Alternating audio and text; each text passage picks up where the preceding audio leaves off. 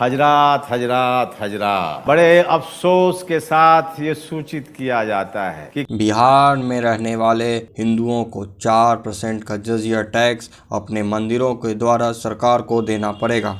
ये कब हुआ बहुत पहले, बस आपको पता अब चल रहा है। मंदिरों पे 4% टैक्स जो सरकार नया एक सिस्टम नियम बना रही है, ये सरासर गलत है। स्थानीय लोगों के दान पर चलने वाले मंदिरों पर सरकार की आंख क्यों लगी हुई है? न्यास बोर्ड अब पूजा पर टैक्स मांग रही है, इससे शर्मनाक बात क्या हो सकता है देश की जनता के लिए? लोग कैंपस में मंदिर बना रहे हैं, छत पे मंदिर बना रहे हैं, श्रद्धा से बना रहे हैं, शांति के लिए बना रहे हैं, और उस पर भी अब टैक्स थोप रहे हैं। किसी भी धार्मिक स्थल को सरकार के अधीन क्यों किया जाए, ये सरकार को बताना होगा। धर्मनिरपेक्ष देश में धार्मिक स्थलों को कंट्रोल कोई सरकार करे, इससे हास्यास्पद कुछ हो नहीं सकता। अरे सरकार जमीनी हकीकत कहाँ देख रही है? कहाँ से लोग दे पाएंगे? क्या लोग उतने सक्षम है? यहाँ पे हिटलर सही का राज हो गया। कल को आप बोलिएगा कि जहाँ भी आप घर में भी पूजा करो वहाँ भी टैक्स लगेगा। मंदिर छोड़ मस्जिद, चर्च और गुरुद्वारा के लिए नियम क्यों नहीं बनते? कुछ लोग पूछेंगे कि ये जजिया टैक्स क्या होता है। जजिया टैक्स को समझने के लिए हमें धीमी वर्ड को समझना होगा।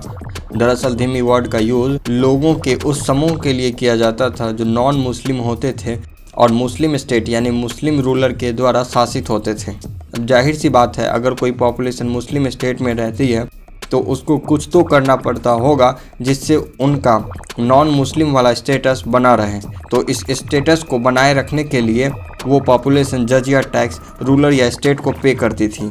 पर मुस्लिम रूलर इसको ऐसे प्रेजेंट करते थे कि ये कोई टैक्स नहीं है, ये एक प्रोटेक्शन चार्ज है जो प्रोटेक्शन मुस्लिम रूलर नॉन मुस्लिम पॉपुलेशन को देते थे। और हाँ, जजिया टैक्स को इस्लामिक रिलीजियस बुक्स में भी मेंशन किया गया है। इसे ऐसे समझिए कि उस टाइम सिचुएशन ऐसा था कि या तो आप स्टेट रिलीजन में कन्वर्ट हो जाइए, नहीं तो उसके बदले टैक्स दीजिए। अगर कोई टैक्स देने से मना करता था तो उसका इंजाम सोच सकते हैं।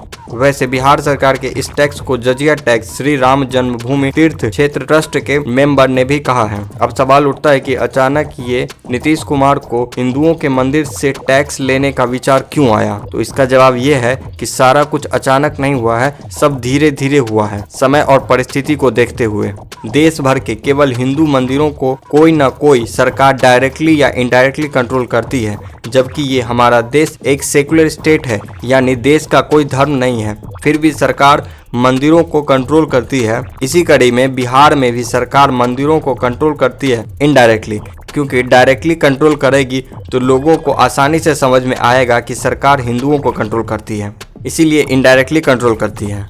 वो ऐसे कि एक लॉ बना के with the name of Bihar Hindu religious trust act 1950। दरअसल इस एक्ट के मदद से सरकार ने एक trust with the name of Bihar state board of religious trust को बना दिया है जो बिहार के मंदिरों को कंट्रोल करती है।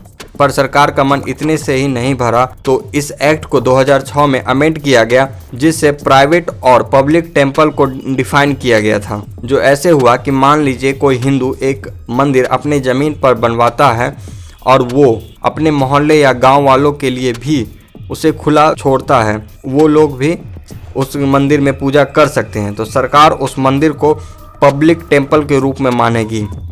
मतलब बनाया कोई एक आदमी ने, पर सरकार उसको पब्लिक टेम्पल ही समझेगी। तो अभी क्या हुआ है बिहार में कि Bihar state board of religious trust ने मंदिरों को रजिस्टर करने के लिए एक विशेष अभियान चलाने वाली है या चला रही है। वैसे BSBRT ने बिहार के सभी जिलों के कलेक्टरों से ऐसे सभी मंदिरों की पहचान करने के लिए कहा है जो पंजीकृत मीन्स रजिस्टर्ड नहीं है, जिसका मतलब यह है कि जितने भी पब्लिक टेम्पल 2006 वाले डेफिनेशन के मुताबिक रजिस्टर होंगे उनको 4% का टैक्स देना होगा। बिहार में अभी लगभग 4600 यानी 4600 ऐसे मंदिर हैं जिन्हें ट्रस्ट चलाती है। अब सवाल ये है कि मंदिरों को रजिस्टर करना ही क्यों है और टैक्स लेना ही क्यों है? वैसे बिहार के land reform and revenue minister ऐसे सवालों का जवाब देते हुए बताए कि कुछ लोग भ्रम पैदा करने की कोशिश कर रहे हैं। उन्होंने कहा है कि बिहार के सभी मंदिरों का प्रबंधन बहुत खराब है और यह देखा गया है कि पूर्वजों द्वारा मंदिर के लिए दान की गई संपत्ति का देखभाल करने वाले लोग ही उसे बेच रहे हैं। इसलिए हम अर्थात सरकार मंदिरों की संपत्ति की रक्षा के लिए कानून को मजबूत करना चाहती है ताकि मंदिर की रखरखाव के लिए इसका इस्तेमाल किया जा सकता है। उनके इस स्टेटमेंट के बाद कई सवाल खड़े होते हैं। जैसे पहला सवाल यह है कि जब ट्रस्ट बिहार के 4600 मंदिर को कंट्रोल करती है तो क्या एटलीस्ट इन 4600 मंदिरों का प्रबंधन ठीक है। दूसरा सवाल, बिहार में ऐसे कितने मंदिर हैं जो अब तक रजिस्टर नहीं है और उस मंदिर के पास इतना जमीन या संपत्ति है जो चोरी से बेचा जा सकता है। अगर कोई ऐसा मंदिर है तो क्या सरकार ऐसा नहीं कर सकती है कि उस मंदिर के जमीन को फ्रीज कर दे, यानी उस जमीन को ना कोई बेच सकता है ना खरीद सकता है। और तीसरा सवाल, सरकार सिर्फ मंदिरों का ही अच्छा रखरखाव क्यों करना चाहती है, मस्जिद या गुरुद्वारा का क्यों नहीं। क्या सरकार केवल हिंदुओं की है, क्या सरकार सिर्फ हिंदुओं का भला चाहती है। जवाब का इंतजार रहेगा।